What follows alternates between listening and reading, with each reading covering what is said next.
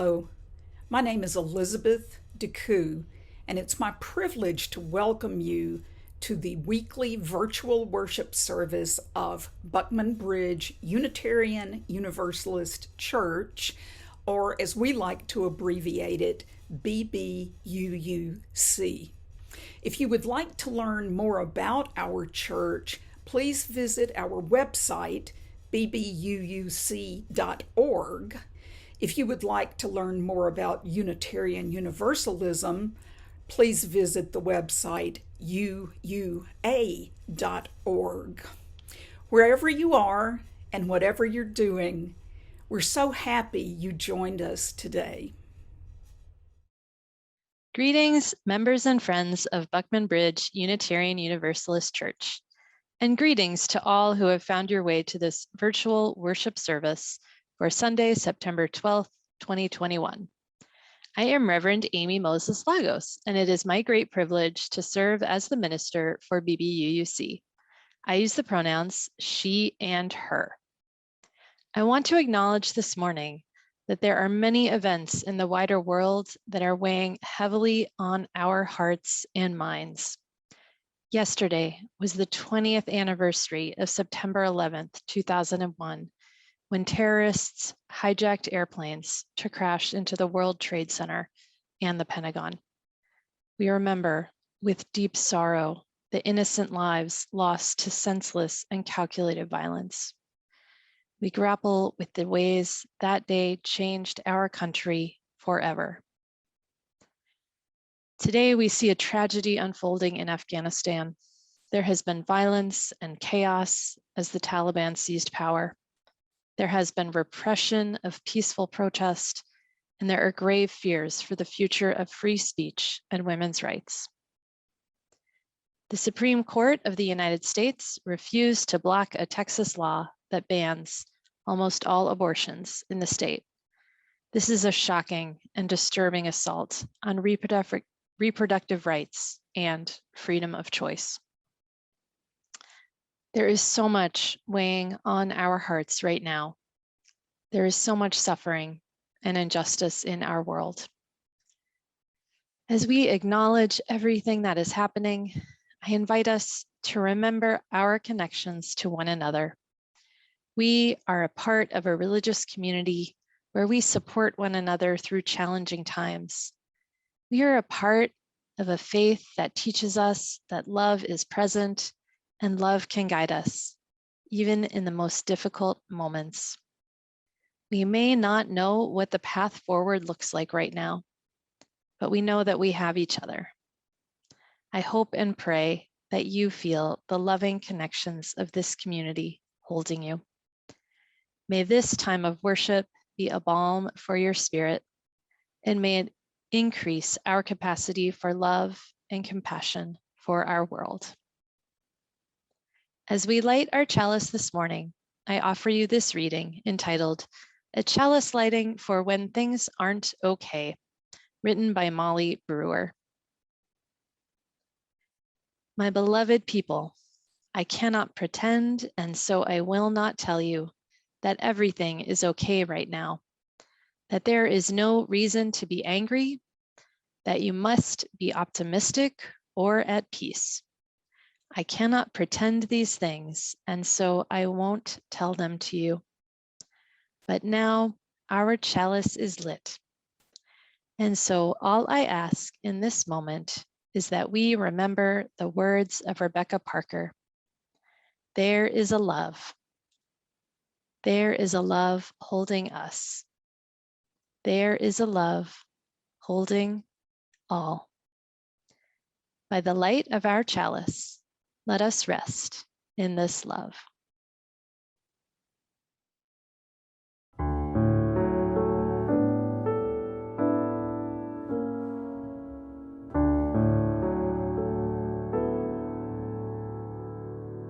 Hello friends, I'm so happy to be here with you.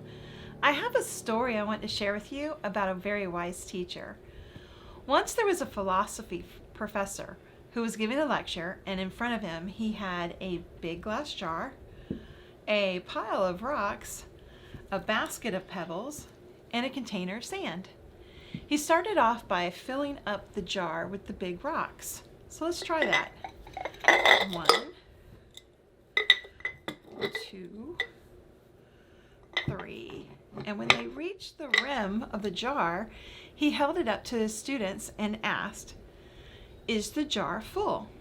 They looked at it and they all agreed there was no more room to put in the rocks. It was full. "But is it?" he asked. He then started picking up the pebbles and he poured these into the jar. So let's try it. Let's see.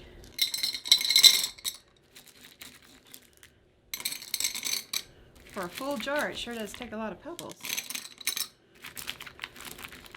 Shake it, get it down in there. Fill it to the rim. Let's see. Shake it some more. Now he asked his students again. The space all around the rocks is full. Is the jar full now? And the students all looked at each other and agreed that the jar was now full. "But is it really full?" he asked. The professor then picked up the container of sand and he started to pour it in between the pebbles and the rocks. Let's see how much sand will go in here. And it just keeps going.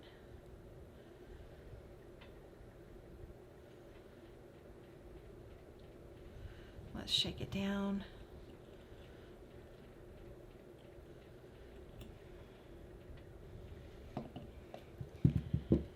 And when he got to the very top, he asked his students if it was full. And by this time, the students kind of laughed and they looked at each other. And they said, "Yeah, it's all the way to the top." The jar was full. The professor went on to explain that this jar of rocks, pebbles, and sand represents everything that's in one's life. The rocks represent the most important things we have of real value: your health, your family, your friends. Those things that if everything else, the pebbles and the sand, were lost, and only these remained, your life would still have meaning. The pebbles represent the things in your life that matter, but you could live without. The pebbles are certainly things that give your life meaning, such as your job, your house, your hobbies, but they're not critical for you to have a meaningful life. These things often come and go and are not permanent or essential to your overall well-being. The sand represents everything else, the small stuff, material possessions, chores, the filler things such as watching television or browsing Facebook or playing video games. These things don't mean much to your life as a whole and are likely only done to get small tasks accomplished or even just to take up time and fill it. The metaphor, or the point of this story, is that if you start with putting sand into the jar, you won't have room for the rocks or the pebbles. This holds true with the things you let into your life. If you spend all of your time on the small, insignificant things, you will run out of room for the things that are actually important. Take care of your rocks first. I wonder, are you making room for your rocks or for sand? And with this, our story is told. Until the next time. Even though our building is closed, the work of this church goes on.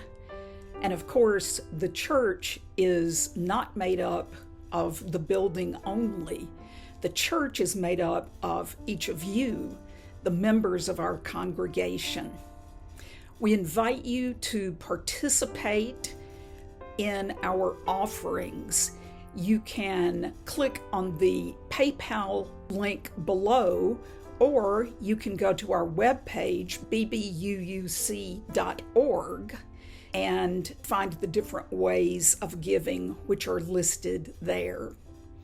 Whatever you're able to give is deeply appreciated.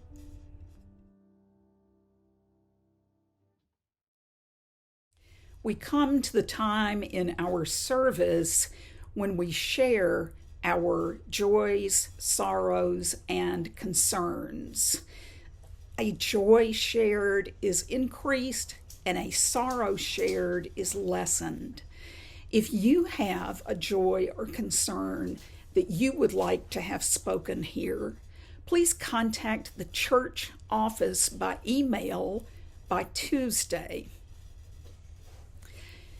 We light a candle of joy for those who celebrate Rosh Hashanah, and we wish you Shana Tova. For all the joys and concerns that remain in our hearts unspoken, we light a final candle.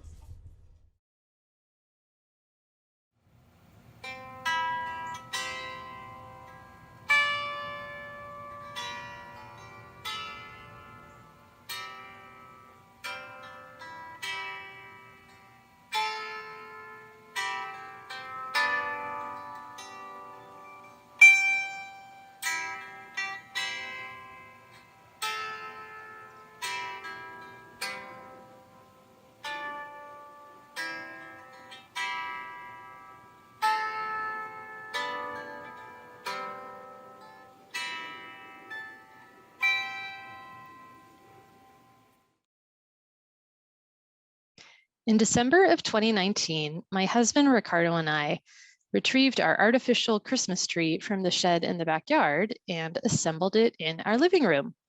I got the boxes of ornaments from the basement, as well as decorations for the mantle above the fireplace.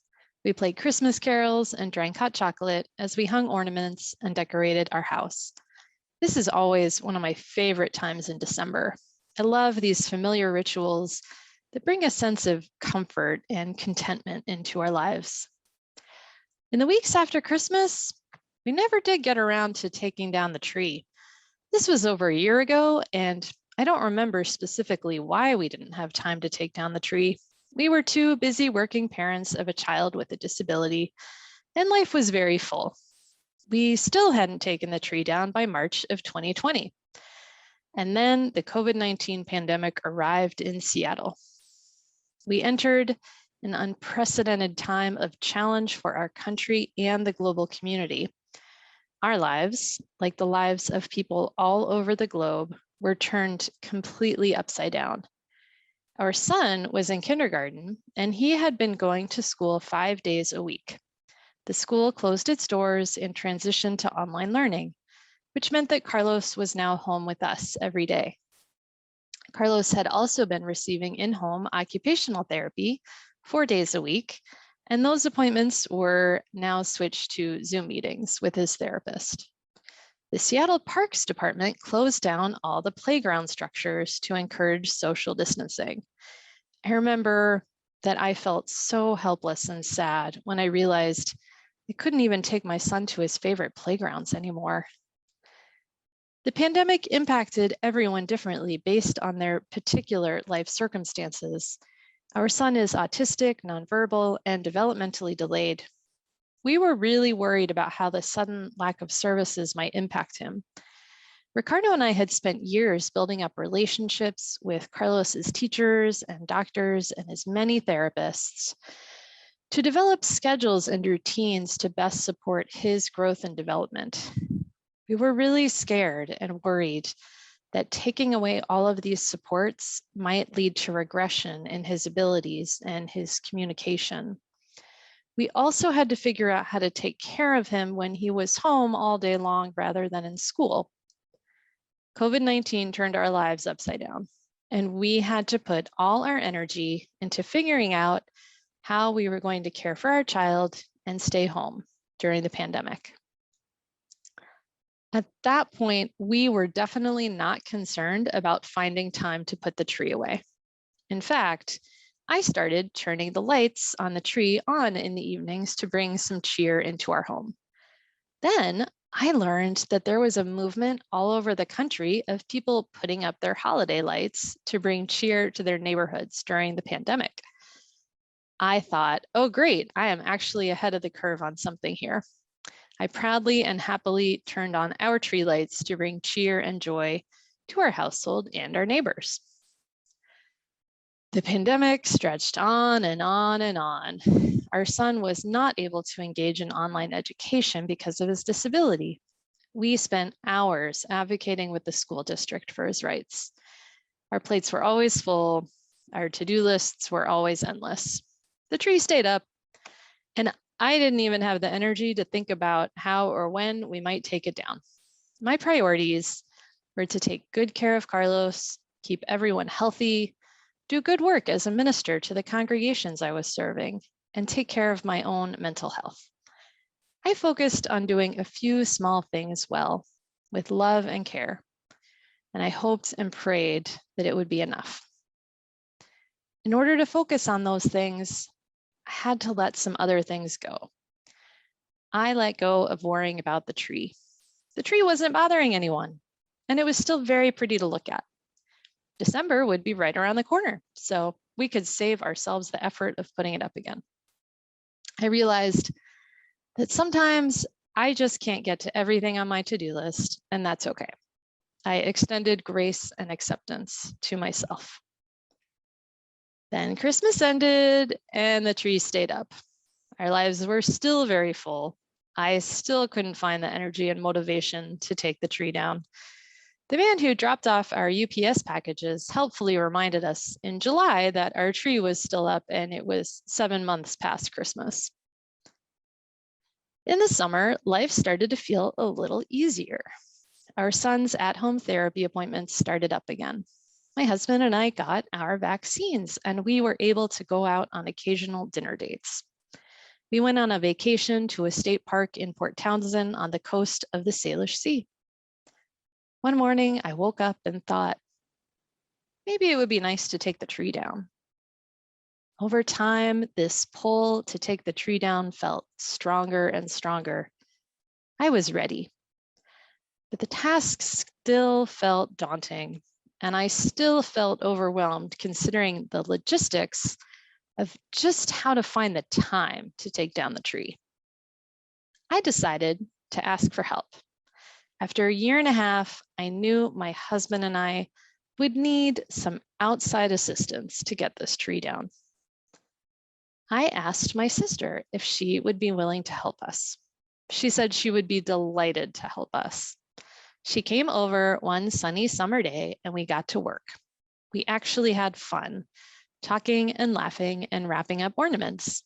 It turns out that taking a tree down can be just as much fun as putting a tree up if you have the right people and the right mindset. We disassembled the tree parts, put them into their packaging, and took them back to the shed. The whole thing took about 30 minutes. I learned that if there is a task I have been avoiding because it just feels too overwhelming and I don't know where to start, that asking for help is a really good place to start. When I asked for help, I felt less alone with my burden. My sister's kindness and generosity lessened the burden for me. It transformed a task that I was dreading into a fun activity. Wow, it feels really good to have that tree out of our living room. There's a lot of sunlight coming through the window when we have sunny days, and a lot of space in the living room. It is a huge relief to not have that task hanging over my head all the time. So you might be wondering, what are we going to do this Christmas? Will we put up the tree? The answer is, we are going to put up a smaller, more manageable tree. I have learned there is value in simplifying our life. It is good to be realistic about what we can accomplish and what our limits are. It is good to focus on doing a few small things well, rather than trying to do everything all at once. I know that putting up and taking down a full-size tree is just too much while we are in this particular phase in our lives. But I still love Christmas trees and Christmas decorations. We will look for ways to bring holiday cheer into our home that add joy to our lives, but don't add stress. From the saga of the Christmas tree, I learned sometimes it is okay that I can't get to everything on my to-do list. It is okay to let things go. I am reminded to offer myself grace and acceptance, knowing I am doing the best I can under challenging circumstances. I also learned that when I want to accomplish something, but I don't know where to start, I can start by asking a friend to help. Asking for help lessens my burden and helps me feel connected to another person rather than isolated with worry and guilt. If you have a lot on your plate right now and you are feeling overwhelmed because of the pandemic, the news, or any other reason, I invite you to offer yourself grace and acceptance. If it's helpful for you to consider letting go of a task that maybe doesn't need to get done right away, I hope this brings more ease into your life. If there is a challenge that you feel ready to tackle, but you just don't know where to start, maybe reaching out to a trusted friend can be your first step. Sometimes it's valuable to focus on doing a few small things well. We can tend to those small tasks with love and commitment. When we take small actions with love and care, our love ripples out into the world in ways we can't predict or understand. These actions transform us and our world for the better. I offer you some words of prayer to close this sermon. Spirit of life and love, help us to offer grace and acceptance to ourselves and each other as we make our way through these uncertain times. Help us to know that we are not alone in facing the obstacles that we encounter in life. Help us to have the courage to speak up, to reach out, and ask for help when we need it.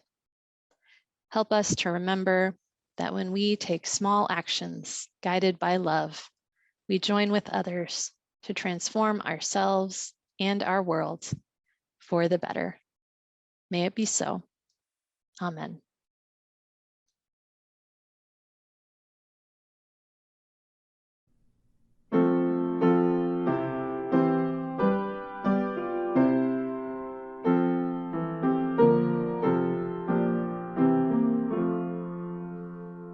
Just as long as I have breath, I must answer yes to life. Though with pain I made my way, still with hope I meet each day.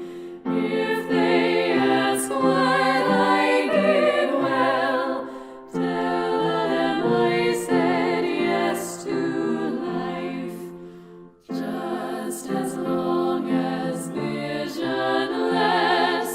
I must answer yes to truth. In my dream and in my dark, always that elusive spark. If they ask what I did well, tell them I said yes to truth. Just as long as my heart beats, I must answer yes to love.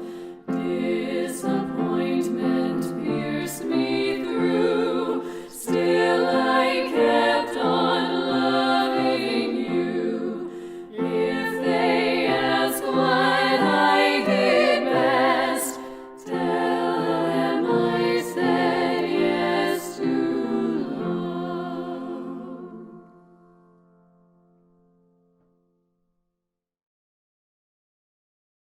Please hear these words of Brene Brown as we extinguish our chalice today.